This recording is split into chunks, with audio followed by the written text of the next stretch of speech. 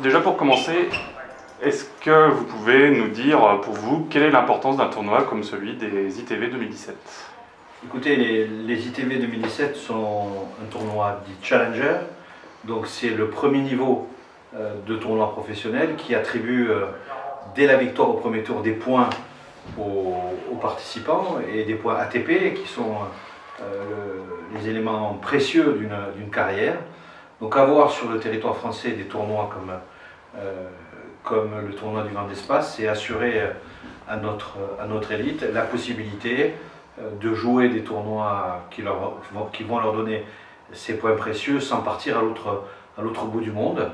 Et puis l'autre aspect qui est quand même important, c'est la qualité de ces installations du conseil départemental de Vendée qui offre au tennis un véritable écrin pour le développement du tournoi. Aujourd'hui, on a vu beaucoup d'enfants lors de cette journée. Est-ce que vous pouvez en dire un mot? Quelle importance ça a également? Ben, écoutez, je peux être que satisfait et réjoui de voir autant d'enfants présents au bord des terrains. Je sais qu'il y a toute une opération qui est mise en place pour qu'ils puissent assister au tournoi, mais aussi jouer au tennis dans un site voisin, encadré par des enseignants professionnels. C'est aussi sans doute leur donner ce goût, presque le rêve aussi, de pouvoir un jour imiter les joueurs de haut niveau qu'ils ont. Une dernière question, le Vendée Espace a déjà accueilli la Coupe Davis. Est-ce que c'est quelque chose qui est réenvisageable à l'avenir? Ben, écoutez, le Vendée Espace est candidat pour accueillir la Fed Cup les 4 et 5 février 2018. Donc la décision sera prise le 17 novembre. D'ici là, je ne peux pas vous... Je veux juste savoir quelle était votre présence en fait aujourd'hui, ce que vous avez fait en fait aujourd'hui. Quel a été mon programme? Voilà, que vous êtes venu.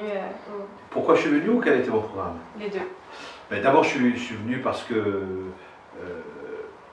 j'ai l'habitude de joindre l'utile à l'utile ou l'agréable à l'agréable, à savoir venir soutenir les organisateurs d'un tournoi Challenger et les nombreux bénévoles. Il y a plus de 250 bénévoles qui sont ici sur le tournoi, et puis en même temps rencontrer les présidents de clubs pour échanger sur la politique de la fédération et recevoir les retours du terrain sur les actions que nous allons conduire, ou les actions que nous conduisons, ou celles qu'il faudrait que nous conduisions.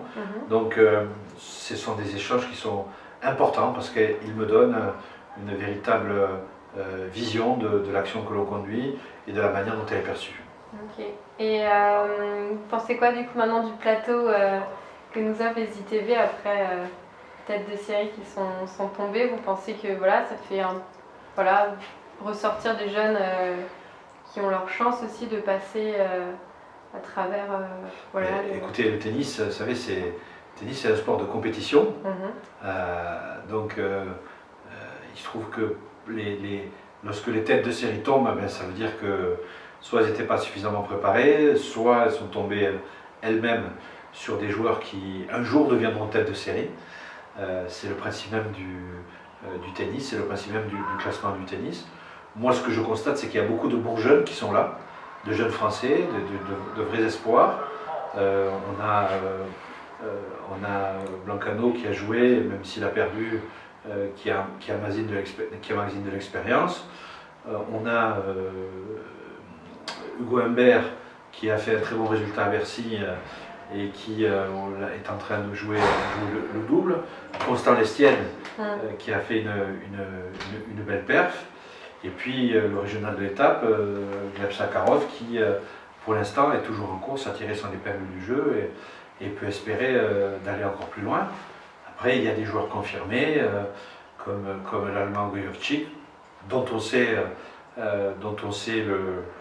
les capacités à rivaliser à ce niveau-là. Il a gagné le tournoi de Metz, il a fait un bon tournoi de Bercy, et il est là aujourd'hui. Donc je crois que, encore une fois, le plateau, je ne dirais pas qu'il importe peu, mais ce qui est important, c'est le fait de s'installer dans un calendrier et de devenir un événement auquel participent les meilleurs Français. Ok, c'est bon pour moi.